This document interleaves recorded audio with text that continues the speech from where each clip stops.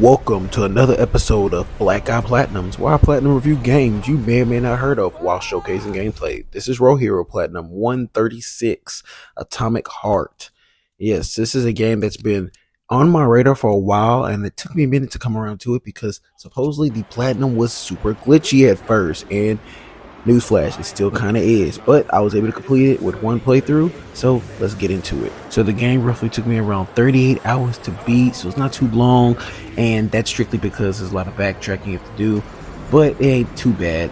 So the game is set in a post-apocalyptic world where World War II, the Russian side had won, so the United States had lost, and Russia had all these robotic armies basically, and it's really cool. I actually enjoyed the story. The combat reminds me so much of BioShock Infinite with a little bit extra Fallout. There's some RPG elements like an upgrade system. You do have to upgrade at least one path fully, so the shock one was what I chose. Really easy, it's not that hard, and the other abilities are actually pretty dope as well, so I did use a few of them. And then when it comes to making the weapons, there's 12 total weapons that you need in order for you to get a trophy for that. But the weapons are really cool because there's these recipes you get that change their appearance. It's like the one thing I love in games where every time you upgrade something, it actually changes the appearance. And even though it's a first-person game, you do get to see the appearance and the abilities actually matter. So that's really cool. So let's get into some of the boss trophies that are hidden that are very missable. This one is you don't fire a weapon at all, and you only use basically the robot itself to destroy these statues. You have to break all the statues, and the robot will give you the trophy after you beat it. And this one right here, you only use melee. Don't use anything else. Only use melee to chop. Literally, it's called chop. So you chop it down. So yeah, you only use melee to beat this boss right here. In particular, not too hard. And then there's other miscellaneous combat trophies where it's like these little flying things before they change. You kill it right there and there before it changes to a full human. Or this one, which is really cool, using a railgun to take down 3 enemies at once. I'm so glad I found this train yard because it's straight up path. Just fire it off right here. Now this one, really interesting. You have to freeze it mid kick. He does his animation when he's like far enough from you that he'll run, and it's just those novas.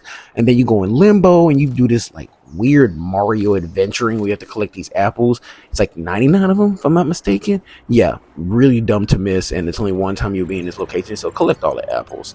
And then these where the glitch trophies start coming in. So scanning all the enemies, there's literally like I think 25 or 26 different enemies, but I got this trophy after like the 8th enemy. Don't know how, didn't complain because I got the trophy, so it's one less thing I had to worry about. But again, very much glitched, so yeah, that's an issue. And then you also have these underground little tunnels. This is where you get the recipes for your weapons, so you have to collect all these, and you get these little like boxes for each one. It's basically like platforming, fighting, platforming, and that's it. And it's 8 different ones. 2 of them are locked behind main missions, so you can, once you get to the open world, you can go do all of them but 2, and then the last 2 you have to wait till you get to that location with the main mission. So it's not that hard. You just got to remember to do it, because once you beat the game or once you get to a certain point, you will not be able to go back. So, and it's good because you get your weapon. Now these little things are these like called chirpies. They're 100% glitched.